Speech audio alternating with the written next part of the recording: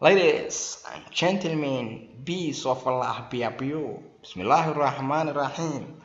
Assalaamu calaykum waraxmatullaahi casharo fara badan aan kasoo faa'iidaysanay ardayda kala duwan meel walba adduunka aad ka joogtaan waa Somali Star Online Training Professional English and ICT.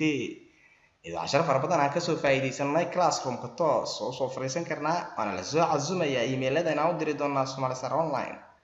waana soo casumi doonaan casharo fara badan aan hore usoo faa'iidaysanay Facebook page-kooda fariin waan ku reebi karnaa waxaan kaloo fariin kale u dhigi karnaa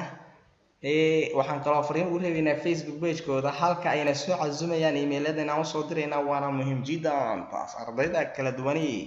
meel walba adduunka aad ka joogtaan waana jiray waxaan diray cashiradiisii miigaanka ahaa oo taxanaha ahaa hadba talaada hore loo sii qaadaya ardayda kala duwan casharadii faraha badnaa ayaan ku guda jirnaa lesson 82 buuga ka tirsanaa silsilad anigu concept English oo practice and progress ah halka buuga first thing first ka heli kartaan internetka halka buuga kale developing skills and integrate course for intermediate students asna heli karno casharo fara badan aan kasoo faa'iidaysanay arday walba hadba talaabaan sii qaadayna waana muhiim jiddan taasi marka cashirkeena maanta ardayda qeybaha IT-ga waxaa socdo exam-kii aan gali lahayn waana la soo xiriiri doontaan somalistarabadiho.com ardayda kale oo qeybaha English-ka buugani unit walba exam-kiisa waa la soo diraya waana very important unit-kii afraad baa gabagaba ah lesson 82 baan usii gudbaynaa waana muhiim jiddan taas ardayda kala duwan meel walba adduunka aad ka joogtaan waa Somali Star Online Training Professional English and ICT casharo fara badan aan kasoo faa'iidaysanay toos baan la soo xiriiri doonaa somalistarabadiho.com waana muhiim jiddan taasi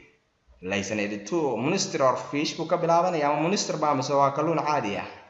monster marka waa xayawaan badda ku jiro qoor dheer leh waa xayawaan weyn ah okay fishermen kalluumaysatada and sailors iyo badmareenadu sometimes mararka qaarkood climb waxay ku doodaan tuhaafsin inay arkeen monsters xayawaankan monsterka la yiraahdo in the sea badda ay ku arkeen dooin kasto people dadka have often laughed stories ay ka maadsan jireen sheekooyinkoodii laafad waa ka maadso qosolkii ma ugu jirtay waxay ugu jirtaa ka maadso laafad ka maadsan jireen story sheekooyinka tolbay ay soo wariyeen simeen badmareenada it is now wayba rumoobaysaa it is now hadda way rumowday that many of these monsters fara badan ama xayawaankan badda ku jiro monsterka la yiraahdo fara badan which have at times ayaa mararka qaarkood been sighted la arkay sight waa ilqabato ishaan ku qabtay sight baa leedahay are simply strange fish kalluun aan caadi ahaynba occasionally marmar unusual creatures makhluuqaad aan caadi ahayn arwooshaday ay soo xaqaan biyaha badda tudushoor xeebtana keenaan bad laakiin they are rarely marar dhifa kawt ayaa lagu qabtaa out of the sea badda some time ago waa dhaweyd however si walba ahaatay peculiar fish kalluun aan caadi ahayn scout ayaa lagu qabtay near Madagascar jasiiradan Madagascar la yiraahdo a small fishing boat dooniyar kalluumaysi ah was carried miles ayaa meelal dhan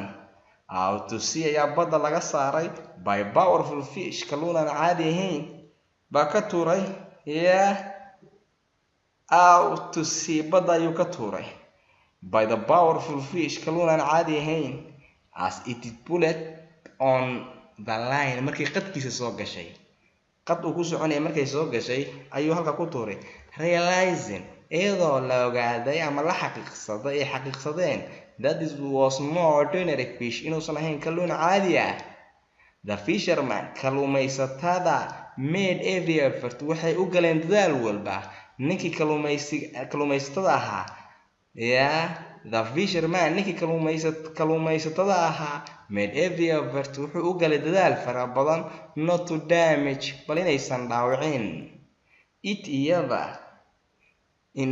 any way wado walba uu maray si walba uu isaga ilaaliyay when it was eventually markii ugu dambeyntii boat brought to shore xeebta la keenay it was found waxaa la helay to be over 13 feet iyadoo in ka badan ah dhirirkeeda 13 feet long xagga dhirirka 13 feet bay ahayd. It had a head waxay lahayd madax like a horse sida faras oo kale ah, and big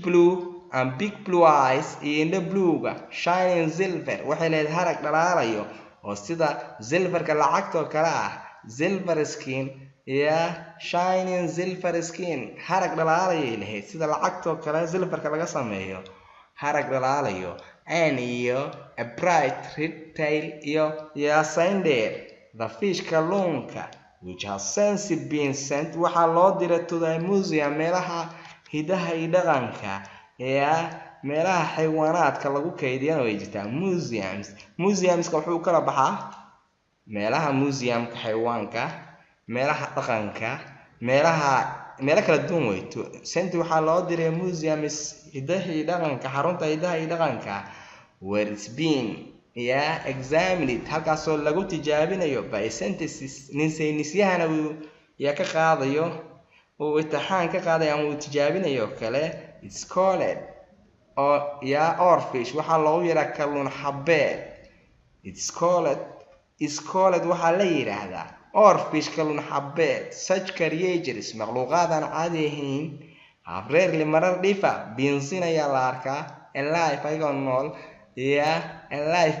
by man bini aadanku arkaa alive by man bini aadanku arkaa as they live waxay ku nool yihiin at the depth gun of 600 feet boqoloo baac ka hooseysay ku nool yihiin. maxaa loo bixiyey oarfish. iyadoo cashiro fara badan aan soo qaadanay. Bondska muxuu noqon doonaa strange fish caught Madagascar. waxaa lagu qabtay kalluun aan caadi ahayn. Fishing boat out to sea dooniyada kalluumaysatada ayaa banaanka looga saaray. every damage effort wuxuu ka dadaalay damage wax dhaawaca fisherman kalluumaysa inuusan soo gaarin. Fisherman ninkii kalluumaystaha ahaa it to shore 13 feet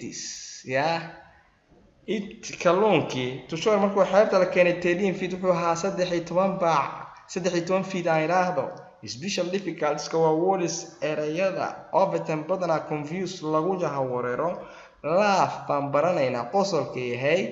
and laugh at iyo ka maadso. Laugh at hadday israacaan waa ka maadso. Study paradise examples tusaalooyinkan. Everybody qof walba laughed uu ka maadsaday when the circus marka ninkii mudxika ahaa made is appearance uu soo muuqday. Though inkasto people dadka have often badanaaba laugh at stories ay ka maadsan jireen sheekooyinka tolba ay soo wariyeen by seeming badmareenadu people dadka have made fun of way ka maadsadaan. iyadoo cashiro fara badan aan soo qaadanay ardayda kala duwan waa Somali Star Online Training lesson waxaan qaadanay 82 ama 82 buuga ka tirsanaan practice and progress. iyadoo cashiro fara badan ay nagu soo socdaan waana muhiim jiddan taasi ardayda kala duwani meel walba adduunka aad ka joogtaan halkaas la sii maraya waana very important. tilaabaan sii qaadaynaa lesson 83 waan soo gudagali doonaa sida ugu dhaqsiyaha badan. sidaa darteed fi amaan Allah waxa ku soo dirsan karnaa halkan waana la soo cazumaya Somali Star Online khas page-kooda ayaga ku soo cazumaya email-kaada u soo diraysa ama Facebook page-kooda fariin waa ugu dhaafi karnaa oo reebi karnaa haddii aan doono. waana engineer Maxamed Axmed Barre iyo cashiradiisii taxanaha oo miigaanka ah. sidaa darteed fi amaan Allah.